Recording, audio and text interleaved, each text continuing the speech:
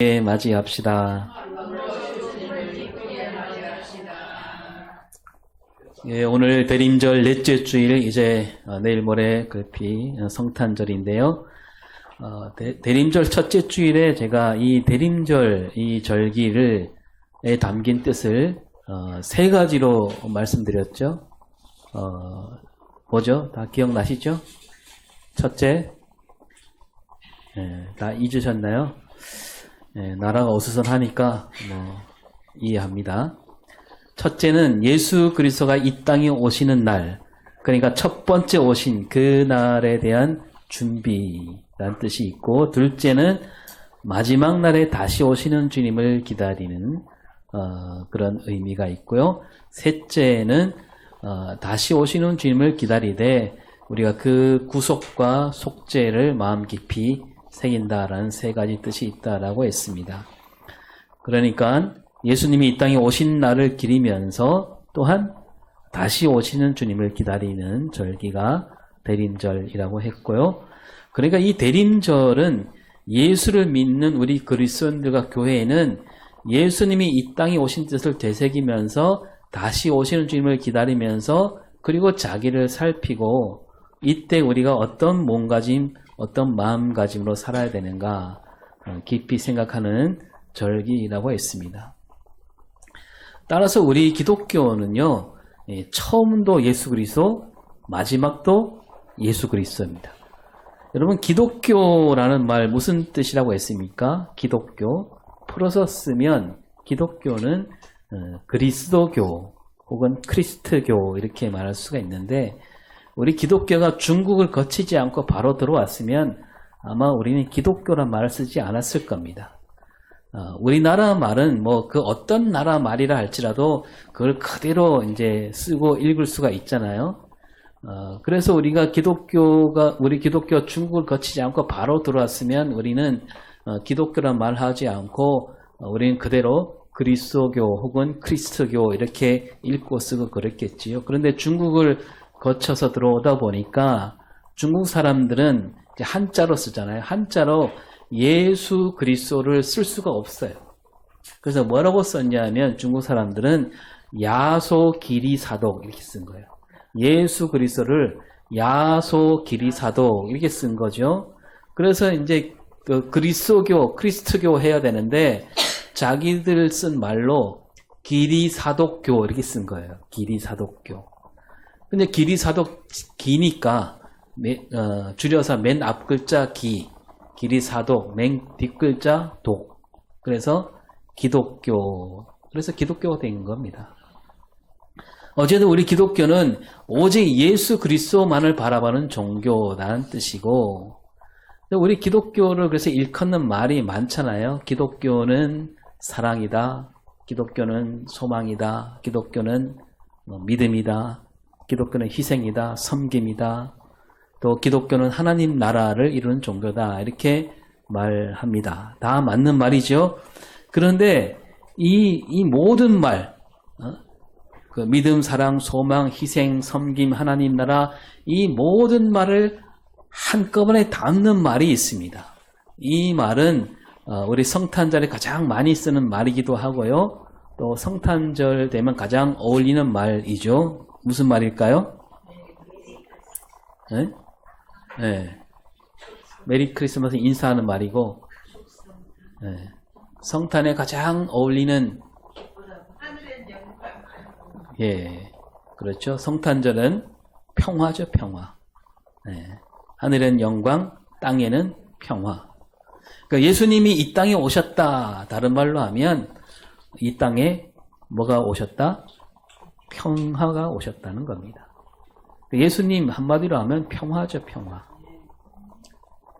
그러니까 이 평화라는 말 안에요, 모든 게 다 담겨 있습니다. 그러니까 우리가 잘 아는 말씀, 성탄절만 되는 말씀, 아까 우리가 잠깐 권사님 얘기했는데 누가복음 2장 14절 읽어볼까요? 지극히 높은 곳에서는 하나님께 영광이요 땅에서는 하나님이 기뻐하신 사람들 중에 평화로다. 예. 천사들이 목자들에게 예수님이 태어나셨다는 소식을 알리며 부른 찬양이죠. 그 천사들이 부른 노래, 그러니까 이게 하늘에는 영광이고 땅에는 평화다. 우리는 땅에 있으니까 우리 예수님을 어떻게 맞이하냐? 평화로 오신 주님을 만난다는 뜻입니다. 그래서 성탄과 평화, 이거 뭐 뗄 수 없는 말이고요. 우리가 그래서 성탄절과 되면 또 대림절, 성탄절 즈음에 그래서 평화에 대한 말씀을 많이 나누었습니다. 그 예수님이 주시는 평화, 예수님이 평화라고 했을 때 여러 가지 평화가 있다 그랬습니다. 마음에 주는 평화가 있고 하나님과 사람 사이의 평화, 사람과 사람 사이의 평화, 사람과 자연 사이의 평화, 이렇게 예수님이 오심으로 이 땅에 평화가 이루어졌다 그랬는데, 그래서 이 평화에 대한 말씀을 뭐 빠짐없이 다 나누었지요. 그런데 이 말씀도 언젠가 말씀드렸는데 우리가 이 가운데 또 짚고 넘어가야 할 게 있습니다. 예수님이 이 땅에 오셔서 우리 마음에 평화를 주셨다라는 말, 이 말을 우리가 자칫 잘못 받아들이기 쉽다는 겁니다. 왜 그렇게 말하는 사람들이 있잖아요. 뭐 교회에 나오니까 뭐 마음은 편하대. 마음 편하더라고. 여러분, 이 마음이 편하다, 내 마음이 편하다라고 할 때 이 편하다라는 것은 평화라고 말을 담기에는 좀 모자란 말이죠. 그 마음을 가라앉히고 세상 번뇌를 줄이고 마음 편히 살고자 그렇게 예수 믿는 사람들이 있는데, 뭐 사실 교회 오면 편하긴 해야 됩니다. 그래서 저는 교회 와서 이렇게 조는 사람들을 뭐라 하지 않습니다. 얼마나 편하면 이게 잘 좋을까. 네. 불편한 것보다 낫잖아요. 그죠? 근데 어쨌든 사람들은 뭔가 내가 편하기 위해서 예수 믿는다. 이거는 잘못 알고 있는 거예요. 하나님 품 안에서 편히 쉰다. 이거 맞는 말이죠. 하나님은 우리 목자시고 우리는 그가 기르신 양이 되어서 저 푸른 풀밭에 편히 쉰다. 이거 맞는 말이긴 합니다. 근데 예수님이 우리에게 평화를 주시려고 오셨다. 평화로 오셨다. 그래서 우리는 모든 짐을 내려놓고 편히 쉴 수 있다. 이게 틀린 말은 아닌데, 하지만 예수를 믿고 보니까 마음이 편하고 마음 편히 살고자 나는 예수를 믿는다. 이거는 아니라는 거죠. 예수님이 우리에게 이제 평안을 주시긴 했어요. 그죠? 요한복음 14장 27절에 뭐라고 되어 있습니까? 평안을 너희에게 끼치노니 곧 나의 평안을 너희에게 주노라. 내가 너희에게 주는 것은 세상이 주는 것과 같지 아니하니라. 이런 말씀도 아셨고, 뭐 수고하고 무거운 짐진 자들아 다 내게로 오라. 내가 너희를 쉬게 하리라. 뭐 그런 말씀도 있긴 합니다. 근데 여기서 말하는 쉬게 하고 평안, 이 평안과 그냥 마음 편하다라는 거는 좀 다르다는 말입니다. 예수님이 오셨기에 우리는 죄로 말미암아 두려워 떨지 않아도 된다. 그래서 이 세상 근심 걱정은 다 하나님께 맡겨라. 그런 뜻으로 주시는 평안이죠. 그리고 또 예수님이 주신 평안은 내가 편하다 이게 아니라 나에게도 평안이고 다른 사람에게도 그 평안을 줄 수 있는 그런 평안인 거예요. 내가 편하다에 끝나면 안 되는 거죠. 내가 편하다고 해서 다른 사람도 편하겠지. 그거 아니잖아요. 근데 살다 보니까 그렇게 생각하는 사람들이 많더라고요. 내가 편하니까 내가 편하면 됐고 뭐 너희들도 편하게 지내. 나는 아무렇지 않으니까 너도 그냥 편하게 생각해라.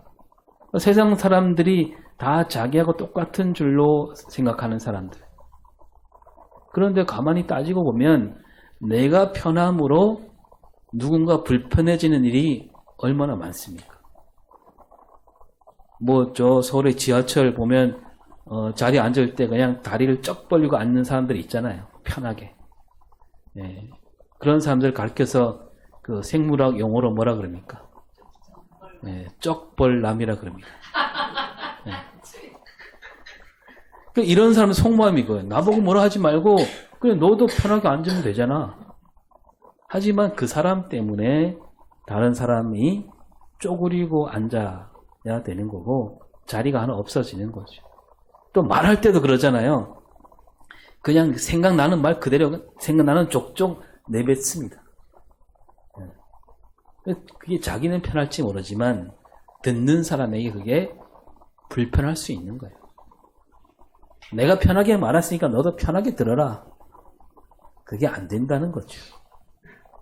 근데 우리 예수 믿는 사람은 어떤 마음가짐해야 됩니까? 내가 좀 불편해도 다른 사람 때문에 내가 참는다. 이런 마음. 그 예수님도 그렇게 오셨잖아요. 예수님은 불편한 곳으로 오신 거예요. 예수님이 하늘에 계시면 얼마나 편하십니까? 예수님이 사람 몸을 입는다. 신이 사람 몸을 입는다. 얼마나 불편합니까? 사람 몸을 입게 되면요. 어떻게 됩니까? 몸이 힘들 때도 있고 졸릴 때도 있고요. 몸에 갇혀 있는 거거든요. 그 예수님은 그 불편함을 다 짊어지고 우리에게 평안을 주시러 오신 거예요. 그러니까 편한 거하고 평안은 다르다.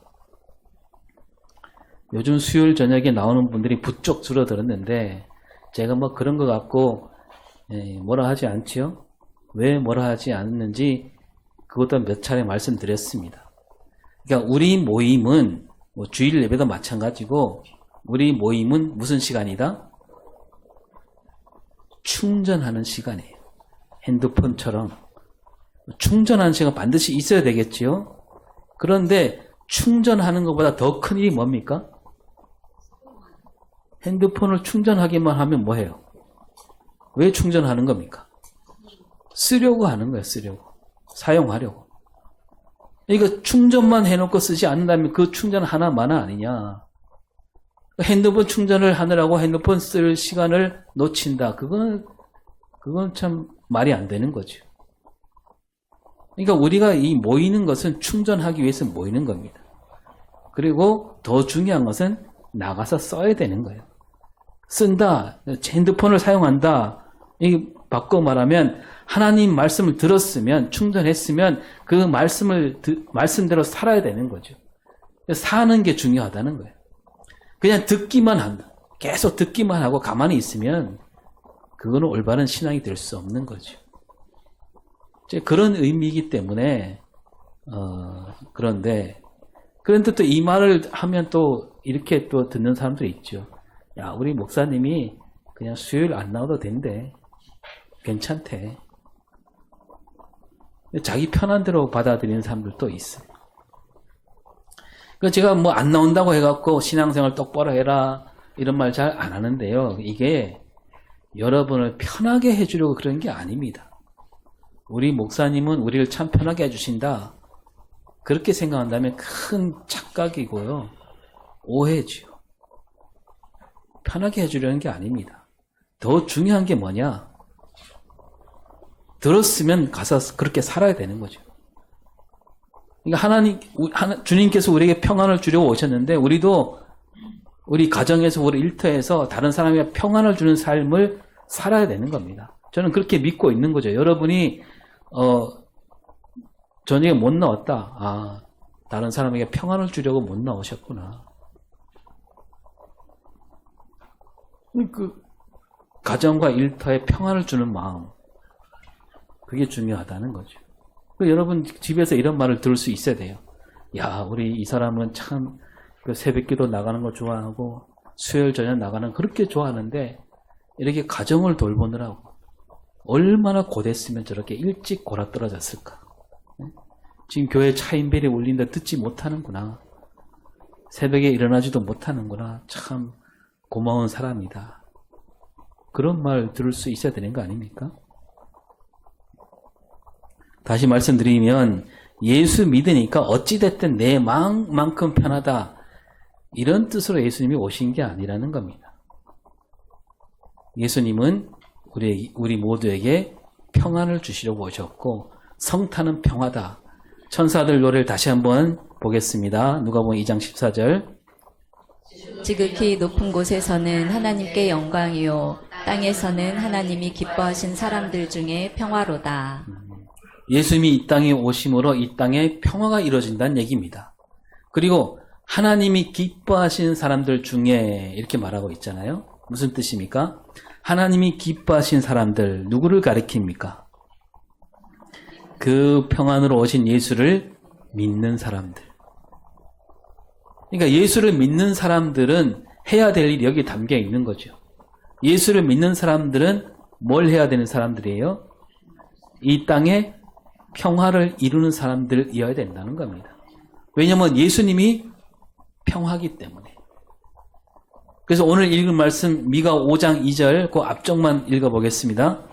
사람은 평강이 될 것이라. 네, 여기서 이 사람, 그러니까 미가 선지자가 그 옛날부터 예수님이 오신다라고 말씀하면서 외치면서 이 사람은 평강이다.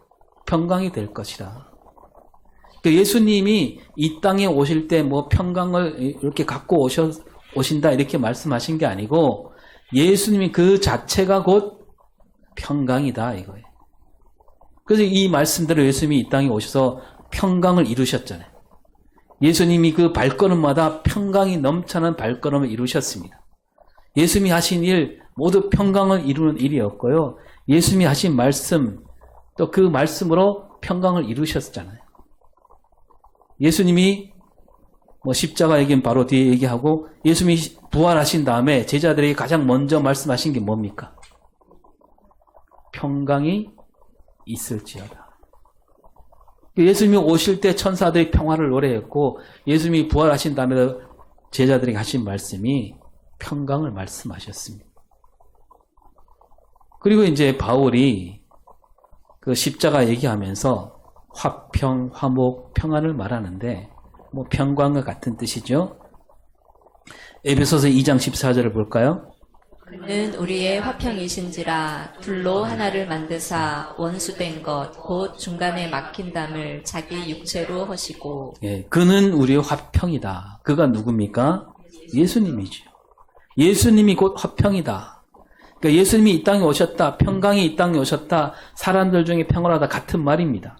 그러니까 이 말씀이 지금 바울이 에베소 교회 교인들에게 주는 말씀인데요. 예수님이 오시기 전에 사람들이 어떻게 살았느냐? 그 유대인과 이방인 사이에 화평이 없었다는 얘기죠. 화평이 없던 그들에게 예수님이 오심으로 화평을 이루셨다는 얘기입니다. 유대인과 이방인 사이에 담이 있고 평화가 없었지요.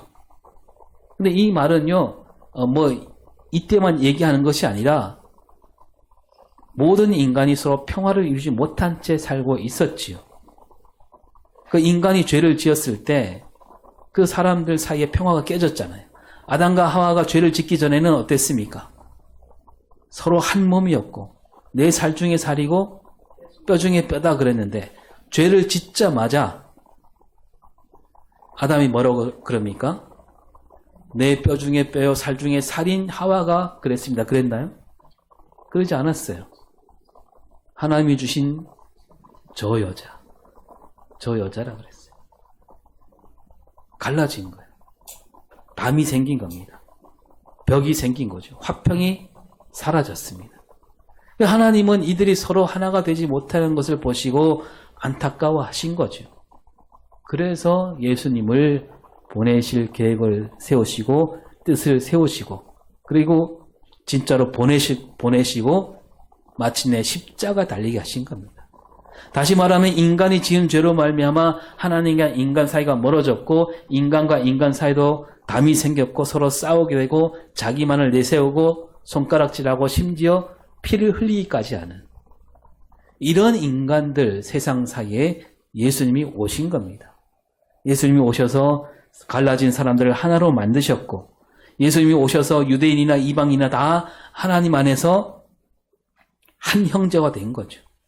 예수님이 자기 몸을 무너뜨리심으로 그들 사이에 담을 무너뜨리시고 화평을 이루신 겁니다. 그 예수 그리스도를 믿는 모든 사람을 가르쳐서 우리는 뭐라고 부릅니까? 예수 믿는 사람들 가르쳐서 우리는 하나님 자녀가 된 거죠. 다 하나님 자녀가 된 거잖아요. 남남이 아니라는 거죠. 서로 손가락질할 까닭도 없고 서로 다툴 까닭도 없는 주인과 노예라는 담도 사라졌고 유대인과 이방인이라는 담도 허물어지고 남자와 여자, 어른과 아이 그 사이에는 모든 벽을 다 무너뜨리신 거기에 평화를 이루신 예수님인 거죠. 그래서 우리가 바로 그 예수를 믿는 사람들인데 예수를 전한다는 말은 무슨 말과 똑같느냐? 이 세상에 평화를 이룬다는 말과 똑같은 겁니다. 그 바울이 그런 말도 했잖아요. 예수 안에 새 사람이 된다. 그러니까 나는 유대인이다, 너는 이방이다. 이거는 율법 법조문으로 생겨난 말인데 예수님이 오셔서 다 바꿨다는 거죠. 새 사람으로 바꿨다. 요한복음에서는 이 새 사람을 가리켜 뭐라고 합니까? 어떤 사람? 거듭난 사람. 물과 성령으로 거듭난 사람. 이 세상에 딱 두 종류 사람이 있는데 새 사람이 있고 헌 사람이 있는 거예요. 새 사람은 어떤 사람? 물과 성령으로 거듭난 사람. 다시 말해서 예수를 구주로 믿는 사람. 헌 사람은 아직 거듭나지 않은 사람인 거죠. 그 우리가 할 일은 이 새 사람으로서 이 세상 모든 사람이 그렇게 새 사람이 되게 하는 일, 거듭나게 하는 일. 그 이 새 사람들은 어떻게 그런 사람들을 하여 새 사람이 되게 만드느냐? 우리가 먼저 평화를 보여주고 그들과 우리 사이에 평화가 있게 만드는, 모든 사람 가운데 평화를 안겨주는 그런 삶을 사는 게 곧 그게 선교고 전도인 겁니다. 이 바울이 이제 바울이 쓴 편지를 보면 바울은요, 편지 쓸 때 예수님이 태어나신 이야기는 거의 하나도 안 썼습니다. 무슨 얘기를 더 많이 했느냐? 고난과 죽음, 십자가 얘기를 많이 했습니다. 그 바울은 왜 그랬느냐? 그 십자가가 바로 십자가 안에 예수님이 오신 뜻이 들어있다는 거죠. 예수님이 왜 이 땅에 오셨는가? 무슨 일을 하러 오셨는가? 십자가를 지러 오셨다. 십자가가 아니면 굳이 이 땅에 오실 일이 없다는 거죠. 그리고 그 예수님도 십자가 위에서 뭐라고 말씀하시냐면 내가 다 이루었다. 십자가를 지심으로 다 이뤘다. 이 말은 무슨 뜻인가 하면 십자가를 지심으로 이 땅에 평화를 이뤘다는 거죠. 그 에베소서 2장 16절에 그렇게 말씀하죠. 또 십자가로 이 둘을 한 몸으로 하나님과 화목하게 하려 하심이라. 원수된 것을 십자가로 소멸하시고. 네. 십자가로 말미암아 둘이 하나가 되었다. 하나님과 화목하게 하셨고, 그리고 하나님과 화목하게 됨으로 세상 모든 사람을 하나로 엮으셨다는 얘기입니다. 그 우리가 알듯이 뭡니까? 십자가는 어떻게 생겼어요? 위와 아래를 이어지는 막대기와 옆으로 이어진 막대기. 그 위와 아래를 이어준다는 건 뭡니까? 하나님과 인간이 하나가 되는 거고, 사람과 사람 사이가 하나가 된다. 그게 뭐예요? 그게 평화잖아요. 따라서 예수 믿는 사람들이라면요, 언제나 평화, 화평, 평강을 앞서야 되는 겁니다.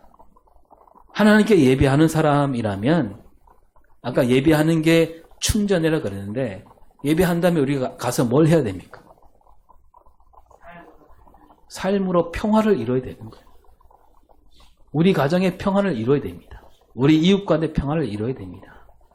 하나님께 기도하는 사람, 뭘 해야 됩니까? 기도하고 뭐 해야 돼요? 나가서 평화를 이루어야 되는 겁니다. 그냥 충전만 하고 앉아있으면 안 되는 거예요. 만약에 평화를 무너뜨리는 악한 세력이 있다면 어떻게 해야 됩니까? 평화를 막 무너뜨린 사람들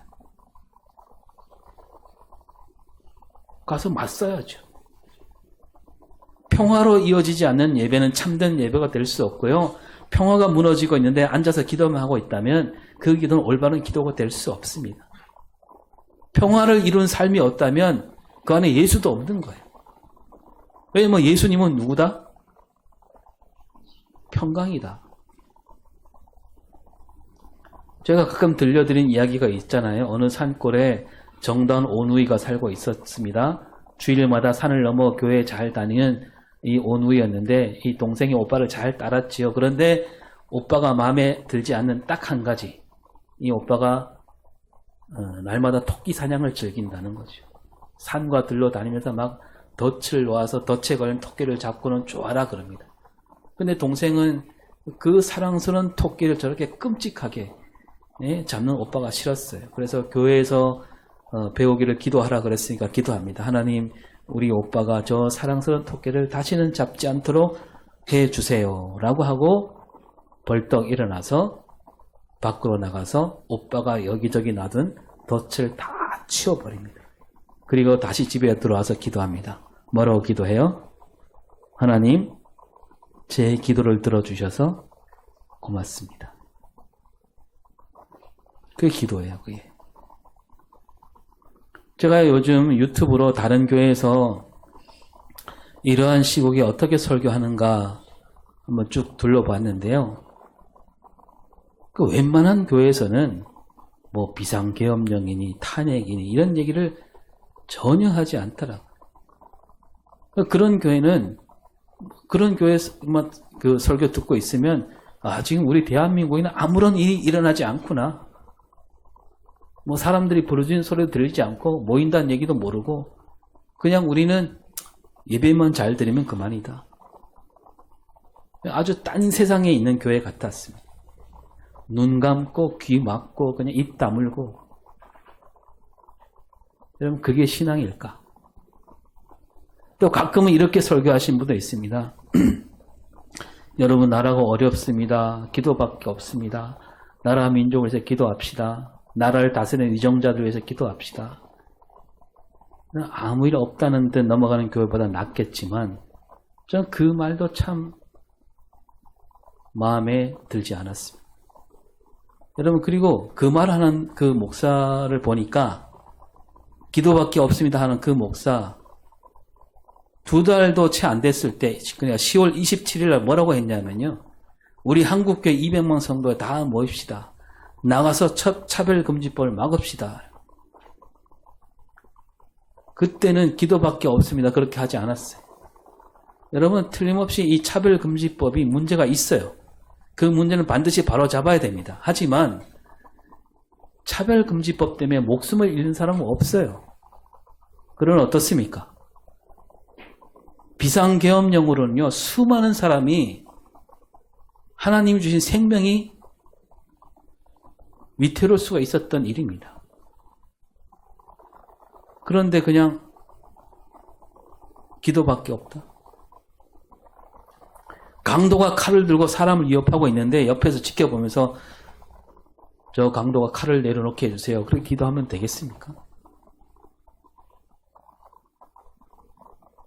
아니잖아요. 일단 막아야죠.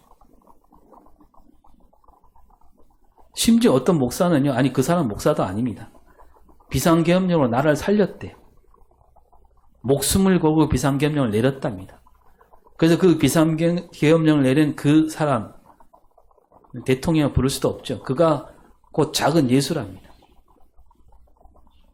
기가 막힐 일이. 여러분 비상계엄령이 성공했다면 지금 어떻게 됐을까요? 뭐 목숨을 걸어요? 지가? 수많은 사람이 끌려갔고요. 아마 저도 지금 이 자리에 없을 겁니다. 다 이렇게 살펴보고 유튜브 보고 저 친북 좌파네. 그래서 제가 검문도 온 지 12년이 지나고 있는데 단 한 번도 갑갑하다 그런 생각한 적은 없어요. 그런데 요번에 좀 답답한 느낌이 있습니다. 왜냐하면 제가 저 바깥에 있었더라면 날마다 나갔을 겁니다. 네. 하나님 이름으로, 예수 이름으로, 하나님 나라 이름으로, 평화의 이름으로 나갔을 겁니다. 이번에 헌법재판소에서 탄핵을 받아들이지 않고 만약에 기각결정을 내린다면 어떻게 될까요? 10중 8구 전쟁이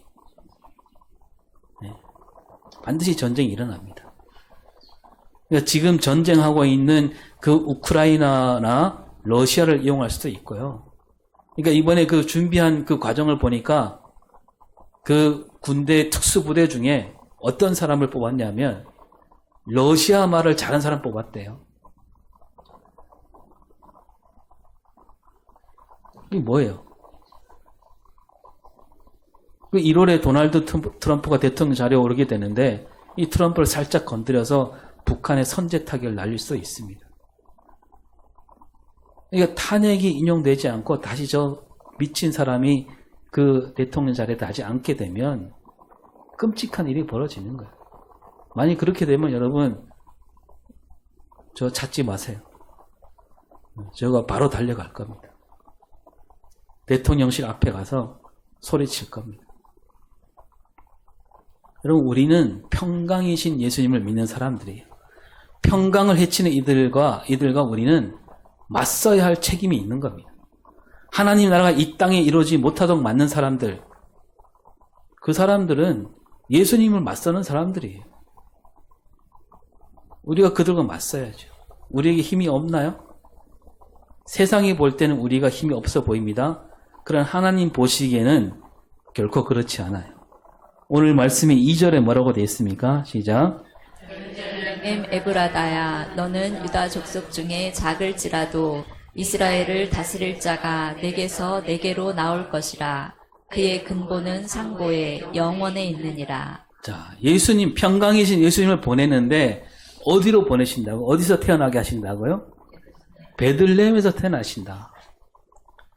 평강으로 오신 예수님이 베들레헴 땅에 태어난다. 베들레헴이 어디입니까? 베들레헴은요, 다윗이 태어난 동네죠. 다윗은 누구예요? 이스라엘 왕들 가운데 가장 뛰어난 왕입니다. 그런데 다윗이 가장 뛰어난 왕이다라고 할 때 다윗이 모든 전쟁에서 이겼기 때문에 뛰어나다 그렇게 말하지 않습니다. 온 백성이 넉넉하게 살도록 부자가 되도록 이끈 왕이다 그런 뜻도 아닙니다. 다윗이 가장 위대한 왕이다 이 말은 다윗이 하나님 뜻대로 나라를 다스렸기에 뛰어난 왕이죠. 다윗이 제 아무리 용맹하고 제 아무리 나라를 힘센 나라를 만들었다 해도 부자 나라로 만들었다 해도 그가 하나님 뜻대로 하지 않았다면 다윗은 훌륭한 왕이 될 수 없는 거예요. 다윗이 설사 왕으로 나라를 굳게 세우지 못하고 나라를 가난하게 만들었다 해도 그게 만약에 하나님 뜻이었다면 그것만으로 다윗은 위대한 왕이 되는 거죠. 그리고 굳이 베들레헴을 말씀하신 뜻이 있는데요. 다윗이 사람들에게 널리 알려져서 이제 먼저 유다 지파에서 왕이 되지요. 어디서 왕이 되냐면 헤브론에서 왕이 됩니다. 그리고 이제 예루살렘에 올라왔을 때 온 이스라엘 다스리는 왕이 되지요. 근데 오늘 말씀에서 베들레헴이다 이 말은요. 헤브론도 아니고 예루살렘도 아니라 베들레헴 땅이다 그런 뜻이에요. 헤브론에서는 유다 지파를 이끈 왕이었고 예루살렘은 온 이스라엘 다스리는 왕이었는데 거기가 아니라 베들레헴에서 태어난다 그런 말씀입니다.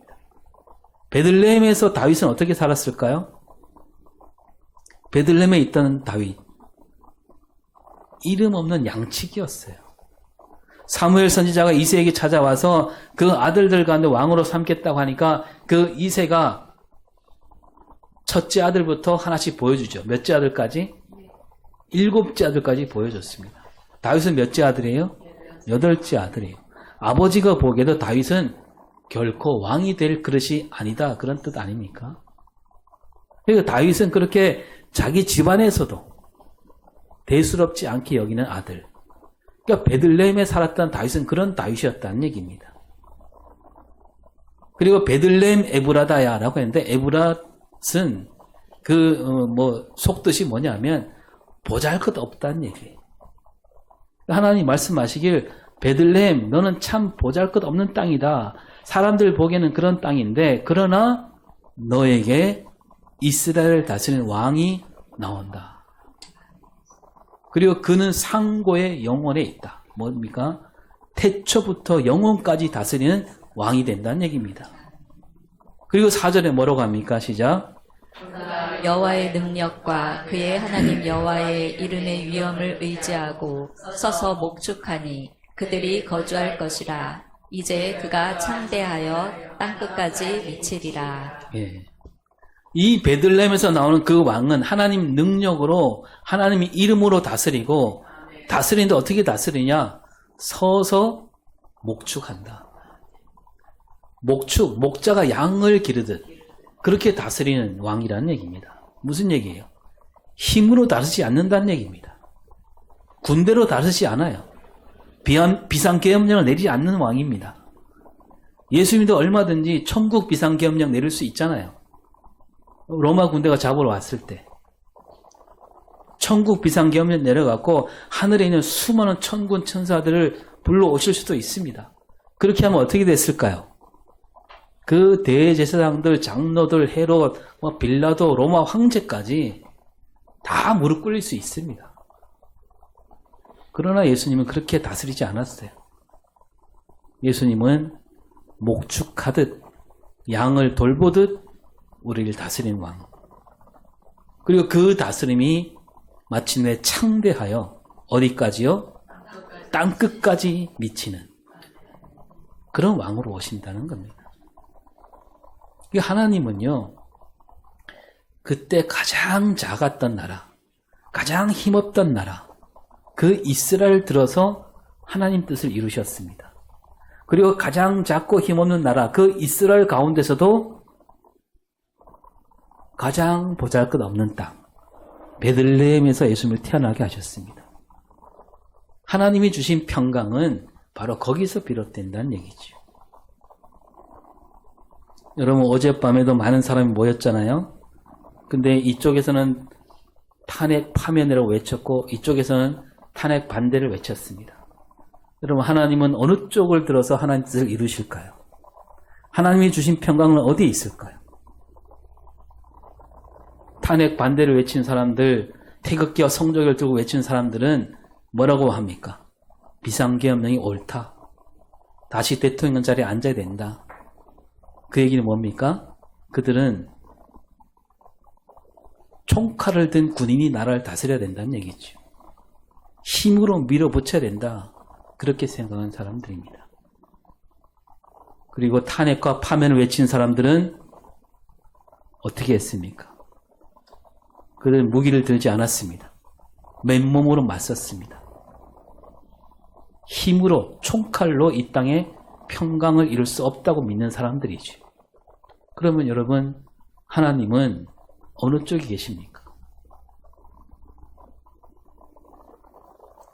오늘 우리 대한민국은 지도를 봐도 알 수 있듯이 세계에서 가장 작은 나라 가운데 하나입니다. 근데 저는 굳게 믿기를 하나님께서 이 나라를 들어 쓰시리라. 총칼을 든 군인과 경찰 앞에서 맨몸으로 맞서 이 비상계엄령을 막은, 군인과 경찰을 막은 우리 대한민국, 온 세계가 지켜봤잖아요. 세계가 놀라고 있습니다. 하나님이 이 나라를 반드시 쓰시리라. 그리고 전쟁을 겪고 있는 저 러시아와 우크라이나, 이스라엘과 하마스, 그들도 아마 우리를 보면서 그 전쟁을 멈추게 되리라고 저는 그렇게 믿습니다. 그리고 오늘 우리는 그 대한민국 가운데 우리는 가장 작은 동네, 정말 눈에 띄지 않는 동네, 우리가 거기에 살고 있습니다. 하나님이 우리에게 말씀하시기를 뭐라고 말씀하실까요? 거문도 죽촌 에브라다야, 너는 가장 작을지라도 너희가 곧 평강이다. 기도하겠습니다. 주님께서는 평강으로 오셨다라고 했습니다. 평강이신 주님을 믿는 우리도 이 땅에서 평강을 이룬 삶을 살게 하여 주시옵소서. 가장 버림받고 따돌림 가운데 있는 그 작은 땅에 주님을 보내주셨듯이 오늘 우리에게